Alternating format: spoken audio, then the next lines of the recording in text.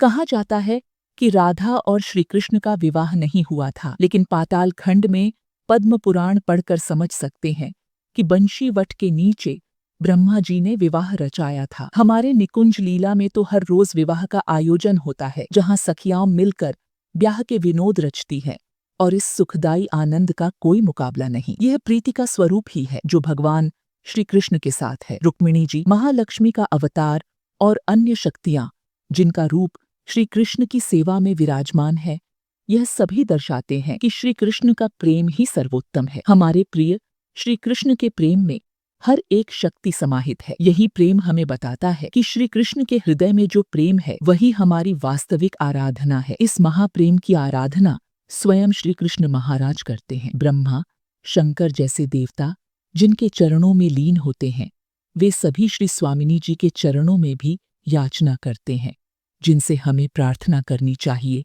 कि हमारी बुद्धि शुद्ध हो और हम सही मार्ग पर चलें। दूसरी ओर हमें ऐसे भागवताचार्यों से कथा नहीं सुननी चाहिए जिनके पास खुद कथा का ज्ञान नहीं है। वे केवल कुछ श्लोक पढ़कर अपने शब्दों से हवा में उड़ते हैं, लेकिन इससे कोई लाभ नहीं होता। साधु वह होता है जो भगवत भजन करता है, शास्त्रों का सही ज्ञान रखता है और अपने ज्ञान से जनमानस के मन में भगवत प्रीति का संचार करता है। आजकल के कुछ लोग केवल शास्त्रों का इस्तेमाल अपनी वासनाओं को पूरा करने के लिए कर रहे हैं, न कि भगवत भक्ति को सच्चे अर्थों में जानने के लिए। श्री स्वामिनी जी महाराज, श्री हरिवंश महाप्रभु और अन्य बड़े महापुरुष जिन्होंने प्रिया प्रीतम के दर्शन किए, वे ही असली ज्ञान के स्रोत हैं। लेकिन दुख की बात है कि कुछ लोग उनकी महिमा को नकारते हैं। हम सबसे यही प्रार्थना है कि हम ऐसे महापुरुषों का सम्मान करें और उनके द्वारा बताए गए रास्ते पर चलें। भगवान श्री कृष्ण और राधा रानी के बारे में जो कुछ भी कहा गया है वह सच्चाई ही है। हमें केवल